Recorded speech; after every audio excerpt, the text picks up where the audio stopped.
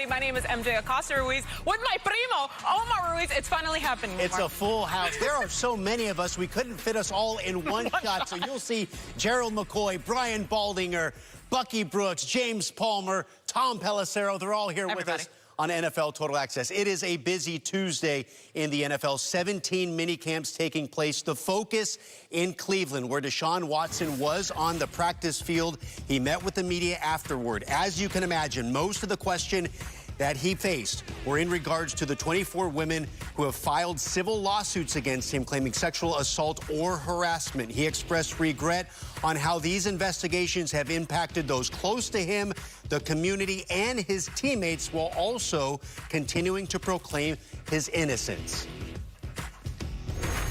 You know, I never forced anyone, I never assaulted anyone.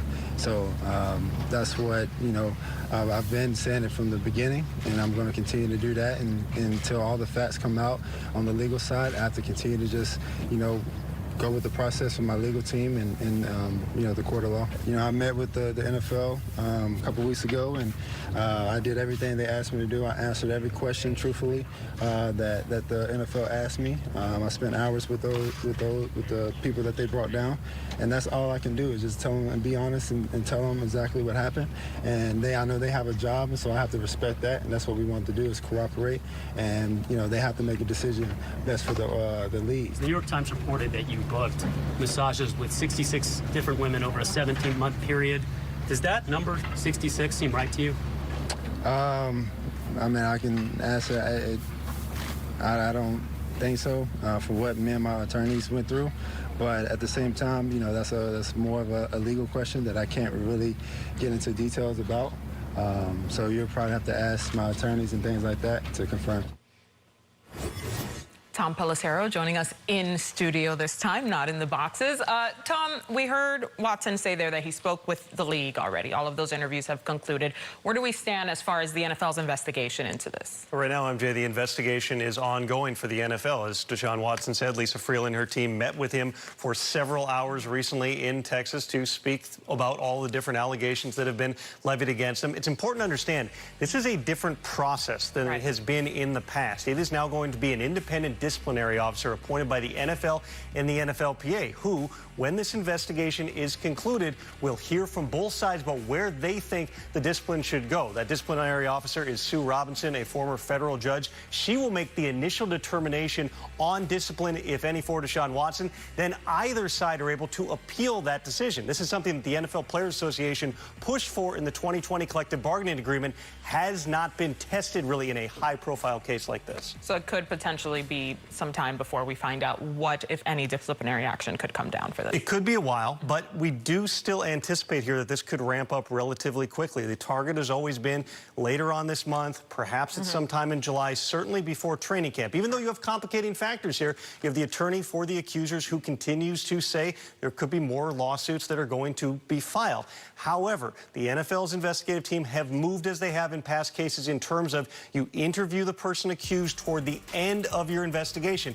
Now that that has taken place, it certainly seems to be tracking toward a disciplinary decision sometime in the coming weeks. There's also been discussion about using the commissioner's exempt list. Important to understand, he was not on the exempt list last year. He sat out as part of an agreement with the Houston Texans. Any decision on that would probably come right before the start of training camp. But again, we do still believe there's going to be a disciplinary decision prior to that. So where does this leave the Browns in terms of navigating or preparing for the uncertainty related to their quarterback? Well, right now in minicamp, Deshaun Watson is out there running the offense like he would. He's in the building every day, working like the rest of his teammates. The team continues, and Kevin Stefanski has said they're going to let this process play out. They did sign another quarterback in free agency, Jacoby Brissett. He would be the person to potentially fill in.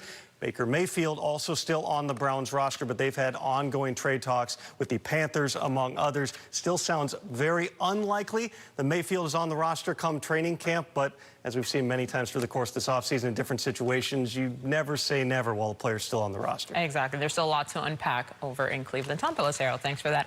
Hey, Omar, with another check across the league. What else you got for us? Yeah, MJ, no uncertainty at the quarterback position in Dallas. Dak Prescott much further along than he was this time last year when he was still recovering from the ankle injury. Mike McCarthy was asked today how Dak's health might affect the Dallas offense in 2022.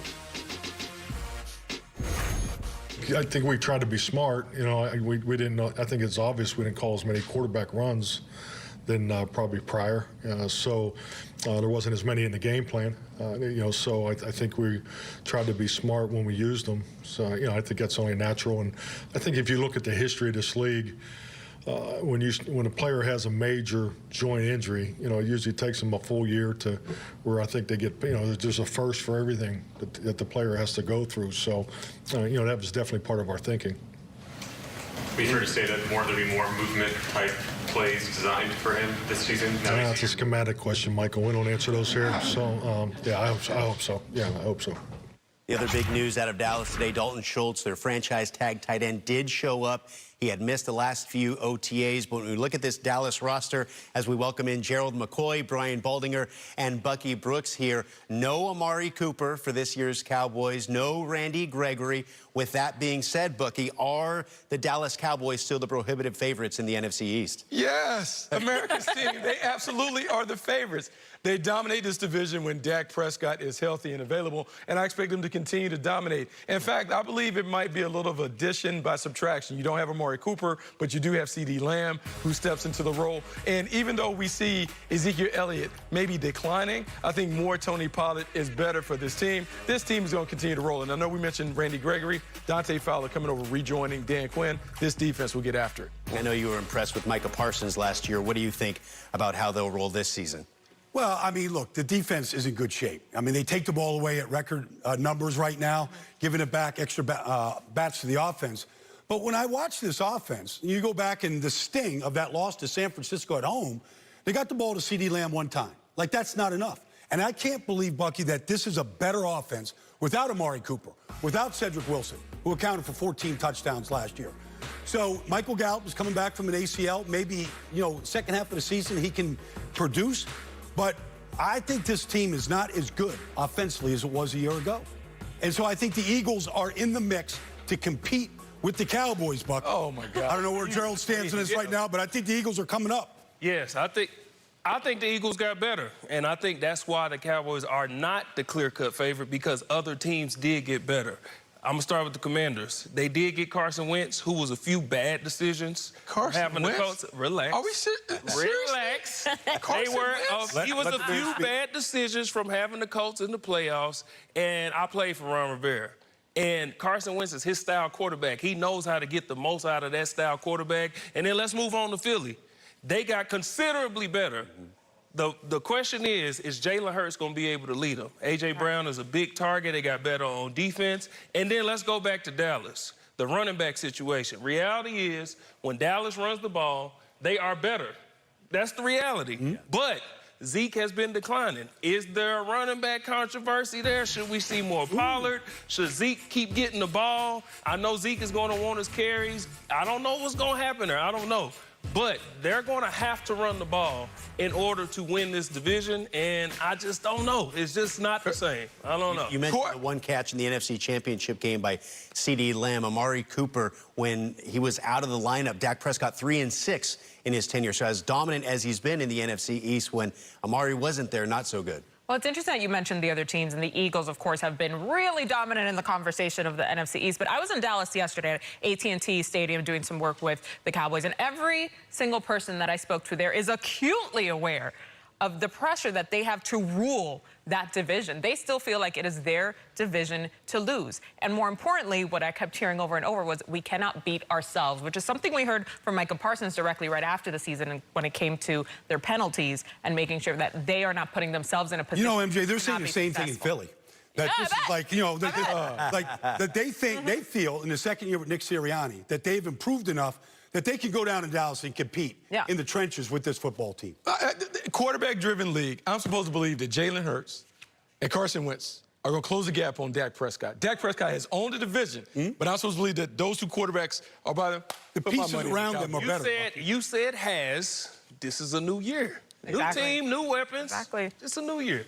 Always got to be ready when September rolls around. All right, elsewhere in the division, let's check in on the Commanders here, because as as the team in Washington opened mandatory minicamp, Coach Ron Rivera addressed that $100,000 fine handed down to defensive coordinator Jack Del Rio last week. Now, Rivera fined Del Rio after the DC's Twitter comments comparing the 2020 protests in the wake of the murder of George Floyd to the insurrection at the U.S. Capitol on January 6th. He called that day a, quote, dust-up. Well, over the weekend, Del Rio deleted his Twitter account.